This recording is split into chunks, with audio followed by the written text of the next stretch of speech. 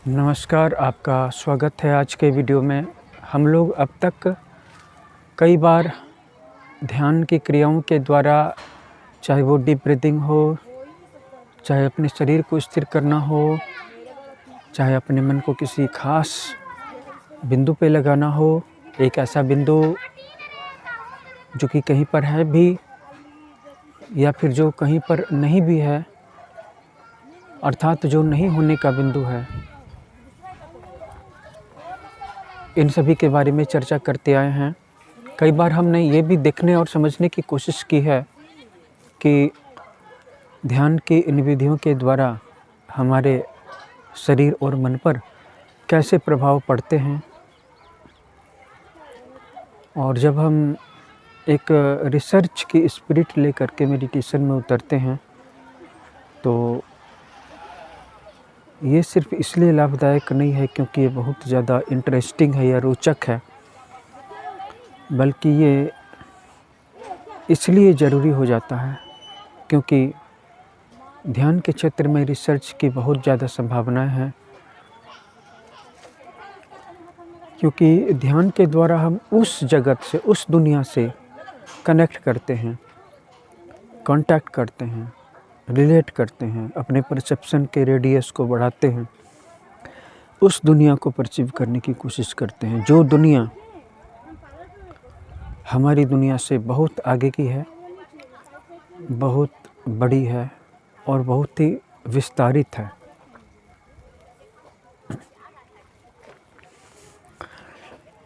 तो इस वीडियो को आगे बढ़ाने से पहले मैं आपको बता दूं कि आप क्यों मेरे चैनल पर ध्यान के छोटे छोटे प्रयोगों के बारे में अक्सर देखते हैं। पहली बात तो ये है कि सारा जीवन परसेप्शन ही है और परसेप्शन के अंदर में भी चुनाव है। जैसे कोई चीज़ कम मज़ा देती है, कोई चीज़ ज़्यादा मज़ा देती है, तो हमें जो चीज़ ज़्यादा मज़ा देती है उसको लेकर के अपने अंदर में एक सूक्ष्म चुनाव है। तो हमारे अपने अंदर में जो हमारी चेतना जब जिस समय जिस अवस्था में होती है और जो कुछ भी इसके डायल पर, इसके फलक पर हम अनुभव करते हैं, वह दरअसल में एक बहुत ही छोटा सा एरिया होता है। असल अस्तित्व, असल एग्जिस्टेंस इससे बहुत बड़ा है। और कई बार हमारे ही अपने अंदर में पहले से तय धारणाएं सच्चाई को दिखने नहीं देती हैं। जैसा कि मैंने कहा कि जब हम इसी दुनिया में रहते हुए इसी दुनिया के एक छोटे से मैटर को ठीक से नहीं देख पा रहे हैं, क्योंकि पहले से ही हमारे मस्तिष्क में एक जजमेंट भरी हुई है।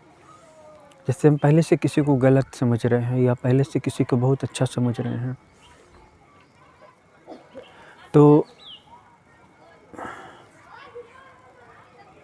हम इस दुनिया को भी ठीक से नहीं देख पा रहे हैं। और मन का शांत होना ज़रूरी है, क्योंकि मन के शांत होने के बाद ही हम पहले तो जिस दुनिया में रह रहे हैं उस दुनिया की बारीकियों को, उस दुनिया की परिस्थितियों को, उस दुनिया में अपने होने को समझ पाएंगे।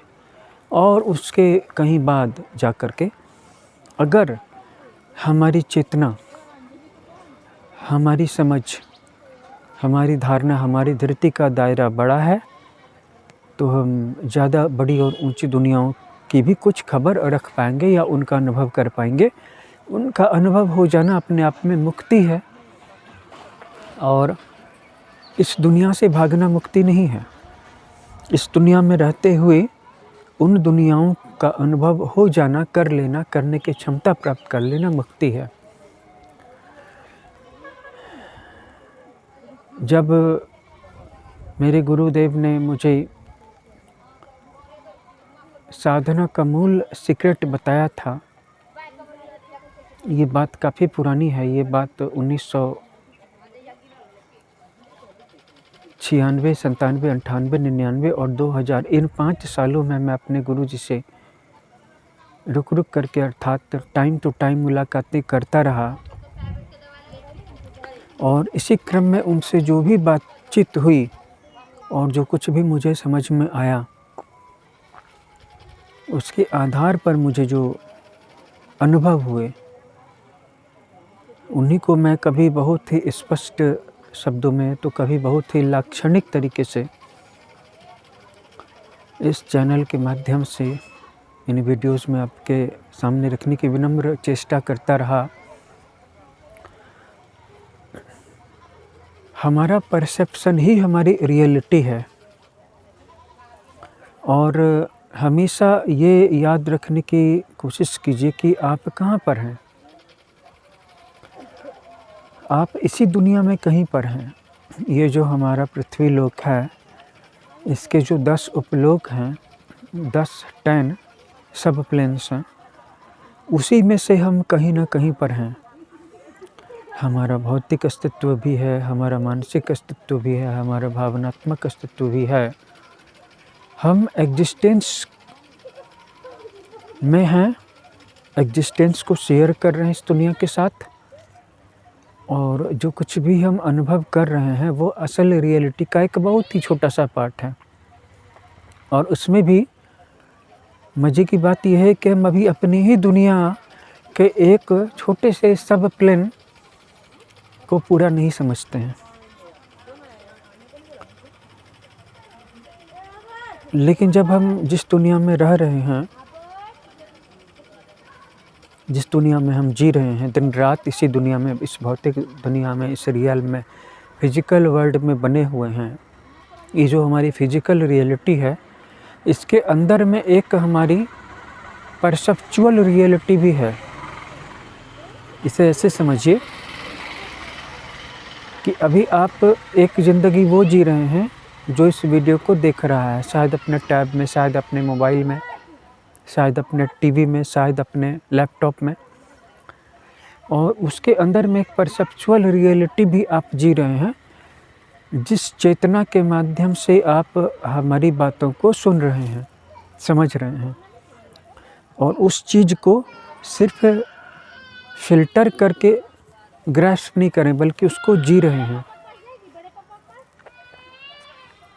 तो जो हमारी रियलिटी है, फिजिकल वर्ल्ड की रियलिटी है, इसके अंदर ही अंदर में एक डिवाइन रियलिटी भी है, और वो डिवाइन रियलिटी अपने आप में सारी इटर्निटीज़ को समेटे हुए हैं।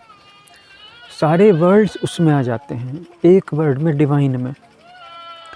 और डिवाइन इतना ज़्यादा डिवाइन है, इतना ज़्यादा सीक्रेट है, इतना ज़्यादा हाई है कि जिसके कारण कि जितनी भी चीज़ें हैं, इंक्लूडिंग हमारा ये रियल्म, बहुत पवित्र है, बहुत ही अमेजिंग है, बहुत ही करिश्मेटिक है, बहुत ही वंडरफुल है, अनबिलीवेबल है, ब्यूटीफुल है। इतना कहना काफ़ी नहीं है। हम अपनी सारी रियलिटीज़ को एक बिंदु पर ला करके अगर समेट दें तो वो सब होगा डिवाइन, और उस डिवाइन को एक बार में कोई भी व्यक्ति पकड़ नहीं सकता है। सच तो ये है कि एक जैसे 10 वाट का लेड बल्ब 1000 वाट या 1000 वोल्ट के करंट को नहीं हैंडल कर सकता है, ठीक वैसे ही जो हायर रियलिटीज हैं उनको हम इस मुंडेन वर्ल्ड में, इस मॉर्टल रियल में जो हम हैं मनुष्य, उसको हैंडल नहीं कर सकते। लेकिन उसका एक छोटा सा हल्का सा अनुभव, उसकी एक छोटी सी झलक मिल जाना जीवन की बहुत बड़ी सफलता है। जीवन में हम हर वक्त कुछ न कुछ तो अनुभव कर ही रहे हैं, बस फ़र्क इतना है कि कुछ लोग मॉर्फ्ड रियलिटी को दिख रहे हैं, अर्थात जो रियलिटी है, जैसे मैं चारों तरफ दिख रहा हूँ, आसमान है, पेड़ हैं, चिड़िया के बोलने की आवाज़ें आ रही हैं, लोग आ रहे हैं जा रहे हैं, लोगों के बोलने की आवाज़ें आ रही हैं, हवा की बहने की आवाज़ आ रही है और पंछियों के चहचहाने की आवाज़ आ रही है। हवा बह रही है, हल्की सी धूप लग रही है, मेरे ऊपर पड़ रही है। ये जो एक रियलिटी है, ये जो एक वास्तविकता है, ये जो एक फलक है, ये जो एक डायल है, ये हमारे परसेप्शन के एक बहुत ही छोटे से फलक पर, छोटे से एरिया में परसीव हो रहा है। जैसे मान लीजिए कि आपके मोबाइल का कैमरा 200 मेगापिक्सल का है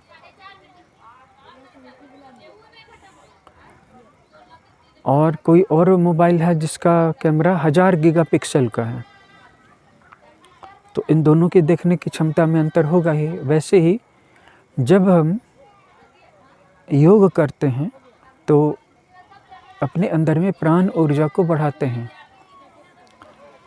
ये प्राण ऊर्जा वैसी ही चीज़ है जैसे कि एक कार के लिए फ्यूल। इससे हमारे सूक्ष्म शरीर पुष्ट होते हैं और हमारा भौतिक शरीर भी लाभान्वित होता है। जब मैं किसी से, किसी महाजन से या किसी बैंक से कर्ज लेता हूँ तो उसके बदले में मैं अपनी उतनी ऊर्जा उसके पास गिरवी रखता हूँ। सिर्फ पैसा नहीं आता है, पैसा के बदले में आप बंधक हो जाते हैं। हो सकता है वहाँ पर वैसा कोई करार नहीं लिखा गया हो सकता है वहाँ पर आपको ट्रस्ट करके भी दे दिया गया हो, किसी रिश्तेदार ने दे दिया, किसी दोस्त ने दे दिया, हो सकता है उसने ब्याज भी नहीं लिया, लेकिन ऑलरेडी आप उसकी कीमत चुका रहे हैं, ऑलरेडी आप बंधक रखे गए हैं। ठीक है, वैसे ही हम जिस दुनिया में जी रहे हैं और जो अनुभव कर रहे हैं, यहाँ पर जीने और होने की और अनुभव करने की जो एक प्रक्रिया चल रही है, इसमें ईंधन खर्च हो रहा है। तो जो होने और जीने की प्रक्रिया है, इसमें जो ईंधन खर्च हो रहा है उसे हम कहते हैं प्राण। जब हम सांस लेते हैं तो प्राणवायु, इसे प्राणवायु का नाम दिया गया है। ये प्राण समूचे यूनिवर्स में फैला हुआ है, समूचे कॉस्मोस में फैला हुआ है और ये आपके अंदर ही नहीं है, ये तारों के अंदर में भी है, ये हर चीज़ के अंदर में है। इसीलिए जो अनुभूति होती है, ये अनुभूति हमारे अपने छोटे से दायरे से मुक्त होकर के उस बड़ी वाली रियलिटी में जाने का एक मार्ग है, एक उपाय है। गुरु का दिया हुआ साधन, गुरु का दिया हुआ उपदेश उसकी चाबी है। और जो हम शास्त्रों का अध्ययन करते हैं या संतों के प्रवचन सुनते हैं, वो एक तरह से बहुत बड़ा आधार है, जैसे कि नौका है जो हमें इस भव सागर में डूबने से बचाती है। बहुत सारे लोग कहते हैं कि हमने गुरु का दिया हुआ मंत्र जप लिया, अब काफ़ी हो गया, साधन कर लिया, काफ़ी हो गया, आंतरिक सत्संग कर लिया, क्रिया योग कर लिया, बिंदु का ध्यान कर लिया, नाद का श्रवण कर लिया, काफ़ी हो गया। नहीं, ये आप आगे बढ़ रहे हो उस समय की प्रोसेस है।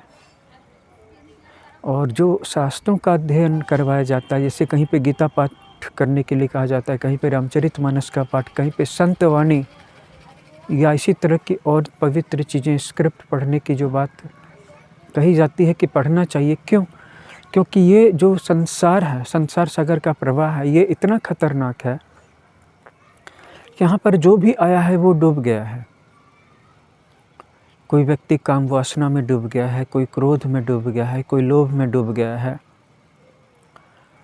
और इसमें केवल वही बच सका है जो कुछ देर के लिए अपने मन में ईश्वर का चिंतन करता है, धर्म का चिंतन करता है, संतों की वाणी सुनता है, उनके प्रवचन सुनता है या उनकी पुस्तकें पढ़ता है। उदाहरण के लिए श्रीमद् भागवत, उदाहरण के लिए वाल्मीकि रामायण, उदाहरण के लिए विष्णु पुराण, उदाहरण के लिए गरुड़ पुराण, उदाहरण के लिए श्रीमद् भगवद गीता, उदाहरण के लिए मांडुक्योपनिषद, कठोपनिषद, प्रश्नोपनिषद। तो ये सब जब हम पढ़ते हैं तो इससे हमारी चारों तरफ एक ऑरा बनती है। ये ऑरा लाइट की ऑरा होती है, प्योर लाइट की होती है। हम जिसकी भी चर्चा करेंगे उसकी ऑरा वहाँ पे प्रकट होती है और हमारी ऑरा उसमें मिल जाती है। तो जब तक हमारे ऊपर, जैसे हम शिव पुराण पढ़ रहे हैं या शिव पुराण आज आप वीडियो में भी सुन सकते हैं, यूट्यूब में बहुत सारे वीडियोज आते हैं जिसमें 18 घंटे 20 घंटे का एक वीडियो है। अगर आप जानते हैं तो आप उसमें से सिर्फ ऑडियो को भी सुन सकते हैं, वीडियो को बंद करके। तो जब हम शिव की चर्चा करते हैं तो शिव का ऑरा वहाँ पे प्रकाशित हो जाता है, प्रकट हो जाता है। मैं करूँ, आप करो, कोई और करे, जैसे ही उसका ध्यान आता है तो उसकी ऊर्जा वहाँ पे प्रकट हो जाती है और हमारी ऑरा उसमें विसर्जित हो जाती है। याद रखिएगा, जैसे नदियाँ समुंदर में विसर्जित हो जाती हैं, ठीक इसी तरह से हम जीवों की जो आत्मा है वो परमात्मा रूपी महासागर में विसर्जित हो जाती हैं, खोजती ही रहती हैं। यही चीज़ जब हम कहीं और पर खोजते हैं कि किसी का साथ मिल जाए, किसी की दोस्ती मिल जाए, किसी का प्यार मिल जाए, थोड़ा सा पैसा मिल जाए, थोड़ी सी ताकत मिल जाए, तो ये हम एक छेद वाली नाव में बैठने की कोशिश कर रहे हैं। हम कोशिश कर रहे हैं कि हमें एक छेद वाली ही नाव मिल जाए और वो डूबे भी ना। किसी भी व्यक्ति का सहारा, चाहे वह कितना भी मजबूत हो, बहुत बड़ा ऑफिसर हो, बहुत बड़ा पॉलिटिशियन हो, बहुत बड़े पॉलिटिशियन का कार्यकर्ता हो, जनप्रतिनिधि हो या जनप्रतिनिधि का भी प्रतिनिधि हो, दोस्त हो, दुश्मन हो, फेमस हो, लेकिन है तो वो एक छेद वाली नौका ही। उसको खुद भी डूब जाना है और हम किसी और का सहारा चाहते हैं और ये भी चाहते हैं कि हम डूबें भी ना, डूब ही जाएंगे। लेकिन मुद्दा ये है कि इंसान अकेला नहीं रह सकता, इसीलिए वो दुख रूप संसार में पार्टनर्स को खोज लेता है, परिवार को खोज लेता है। और अपने पहले वाले माँ बाप वाले परिवार से दुख कम पड़ा तो फिर शादी करके इसी परिवार को चलाता है।